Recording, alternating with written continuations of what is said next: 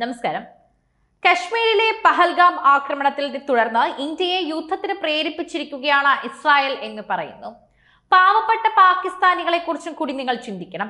ഇസ്രായേലുകാർ കൊന്നൊടുക്കിയ പാവപ്പെട്ട ഫലസ്തീനികളുടെ അവസ്ഥ അവിടെ ഉണ്ടാകരുത്. ഇത് മാത്രമാണ് ഗസയ്ക്കും ഫലസ്തീൻകാർക്കും പറയേണ്ടത്. തീവ്രവാദികളെ നശിപ്പിക്കണം. തീവ്രവാദികൾ ഒരു രാജ്യത്തിനും മറ്റുള്ള രാജ്യത്തിനും അത് വളരെയധികം ഉപദ്രവമായിരിക്കും. അവരെ ഇല്ലാതാക്കണം. അല്ലാതെ ഇസ്രായേലിന്റെ അവരുടെ യുദ്ധ പ്രേരിപ്പണ കേട്ടിട്ട് അവരെ പോലെ പെരുമാറരുത് എന്ന് തന്നെ പറയുന്നു.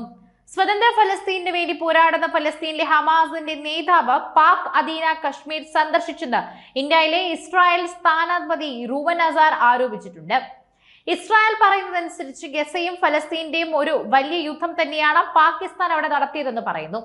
ഇന്ത്യക്കെതിരെ അവർക്ക് നടത്താൻ സഹായിക്കാത്തത് പാകിസ്ഥാൻ വഴി നടത്തിയെന്നാണ് പറയുന്നത്. ഇസ്രായേലിനെതിരെ ഫലസ്തീനികൾ നടത്തിയ തൂഫാനുൽ അക്സയും പഹൽഗാം ആക്രമണവും ഒരുപോലെയാണെന്നും റൂബൻ പറഞ്ഞിട്ടുണ്ടായിരുന്നു. അയാളുടെ അവകാശപ്രകാരമാണ് ഇത്തരം വാക്കുകൾ പുറത്തു വരുന്നത്. ഹമാസിനോട് ഇസ്രായേൽ ചെയ്തതുപോലെ പാകിസ്ഥാന്റെ രഹസ്യാന്വേഷണ ഏജൻസിയായ ISIയോട് ഇന്ത്യ എന്ത് ചെയ്യണം? അവരുടെ നേതൃത്വത്തെ ഇല്ലാതാക്കണം.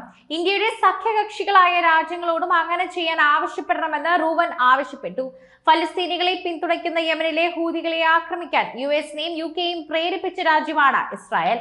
അതിനാൽ തന്നെ പശ്ചിമേഷ്യയിൽ വലിയ സംഘർഷമാണ് നടന്നുകൊണ്ടിരിക്കുന്നത്.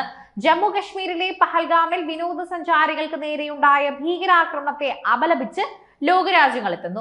ആക്രമണത്തെ അപലപിച്ചും കൊല്ലപ്പെട്ടവരുടെ കുടുംബങ്ങളുടെ ദുഃഖത്തിൽ പങ്കുചേർന്നും ഇസ്രായേൽ സിംഗപ്പൂരും രംഗത്തെത്തി. ഇന്ത്യയോടൊപ്പം തന്നെ ഐക്യത്തോടെ നിലകൊള്ളുന്നുവെന്ന് ഇന്ത്യയിലെ ഇസ്രായേൽ എംബസി വക്താവ് തന്നെ ഗൈർമർ ഇപ്പോൾ അറിയിച്ചിട്ടുണ്ട്. ഗൈർനർ അറിയിച്ച വാക്കുകളിലും ഇതുപോലെ തന്നെ ആത്മവിശ്വാസം പകരുന്നുണ്ടെന്ന് പറയുന്നു. ഭീകരാക്രമണം ഞെട്ടിക്കുന്നതെന്ന് ഇന്ത്യയിലെ സിംഗപ്പൂർ ഹൈക്കമ്മീഷൻ പ്രതികരിച്ചു. പഹൽഗാമിൽ നടന്ന നീചമായ ആക്രമണത്തിന് ഞങ്ങൾ വളരെയേറെ ദുഃഖിതരാണെന്നും ഇസ്രായേൽ എംബസി വക്താവ് ഗൈനർ എക്സിൽ കുറിച്ചിട്ടുണ്ടായിരുന്നു. എന്റെ മനസ്സ് ആക്രമണത്തിൽ കൊല്ലപ്പെട്ടവർക്കും പരിക്കേറ്റവർക്കും ഒപ്പമാണ്. ഭീകരാക്രമണത്തിനെതിരായ പോരാട്ടത്തിൽ ഇന്ത്യക്കൊപ്പം ഇസ്രായേലും ഉണ്ടാകുമെന്നും അദ്ദേഹം എഴുതി.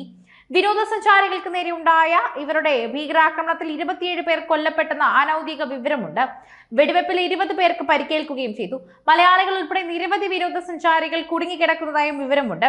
ഭീകരാക്രമണത്തെ പ്രധാനമന്ത്രി നരേന്ദ്രമോദി ശക്തമായി കഴിഞ്ഞ ദിവസം അപലപിക്കുകയുണ്ടായി.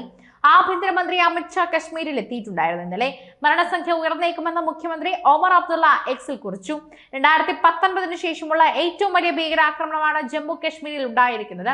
ആക്രമണത്തിന്റെ ഉത്തരവാദിത്വം ലഷ്കർ-ഇ-തോയ്ബയുടെ പ്രാദേശിക സംഘടനയായ ദി റെസിസ്റ്റൻസ് ഫണ്ട് അതായത് TRF ഏറ്റെടുത്തിട്ടുണ്ട്.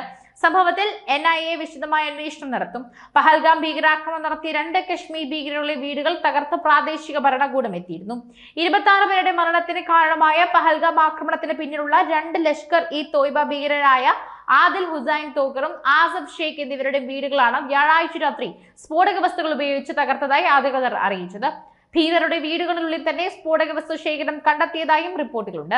ഏപ്രിൽ 22-ന് തന്നെ പഹൽഗാം ഭീകരാക്രമണത്തിൽ പ്രധാന പ്രതികൾ ഒരാളാണ് അനന്ത്നാഗ് ജില്ലക്കാരനായ ആദിൽ ഹുസൈൻ. അതേസമയം പുൽവാമ നിവാസിയായ ആസഫ് ഷെയ്ഖിന് ഭീകരാക്രമണത്തിന് ഗൂഢാലോചനയിൽ പങ്കുണ്ടെന്ന് സംശയിക്കുന്നു. ഭീകരാക്രമണത്തിൽ പങ്കുണ്ടെന്ന് കണ്ടെത്തിയ ആദിൽ ഹുസൈന്റെയും മറ്റു 2 തീവ്രവാദികളുടെയും രേഖാചിത്രങ്ങൾ അനന്ത്നാഗ് പോലീസ് വ്യാഴാഴ്ച പുറത്തുവിടുന്നു. മറ്റു 2 പ്രതികൾ പാകിസ്ഥാനി ഭീകരർ കൂടിയാണ്.